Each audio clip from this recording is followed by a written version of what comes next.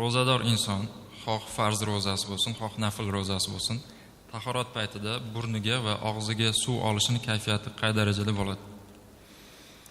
Xo'p, oddiy holatlarda burunni achitib chayish, og'izni g'arg'ara qilishlik sunnat bo'ladi. Ramazon paytida esa, ro'za paytida esa xuddi shuni qilmaslik sunnat bo'ladi. Burunni achitmaslik, burunni bo'shlig'iga nomigagina suv olinadi, og'iz bo'shligiga nomigagina suv olinadi, g'arg'ara qilmaydi, ya'ni tepaga ko'tarib g'arg'ara qilmaydi. Chunki ichkariga ketib qolsa ro'zaning buzilish xavfi bor.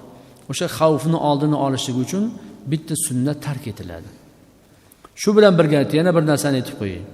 Ro'zador bo'lganlar biroz uyatli bo'lsa ham, lekin bu narsa namozxonada kerak bo'lganligicha aytamiz.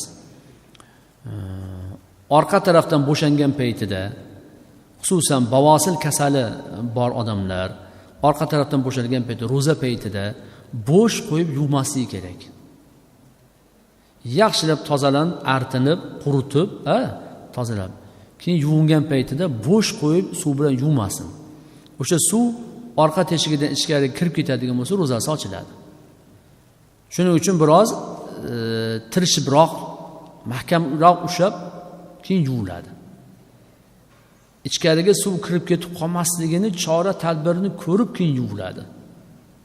Aks holda shunaqalik bavosil kasalligiga mubtalo bo'lganlar bo'lsa, Alloh shifo bersin, ko'proq o'sha kasalliklarda bo'ladi. Shunaqa narsa suv bilan yuvaman desa, o'sha suv ichkariga kirib ketib qolish xavfi bor. Ro'zasi buzilib qoladi. Keyin kafforat bo'lmasa ham bir kunga bir kun qazo tutib berishga to'g'ri keladi. Ro'za paytida shunaqa narsalarga ehtiyot bo'lish kerak.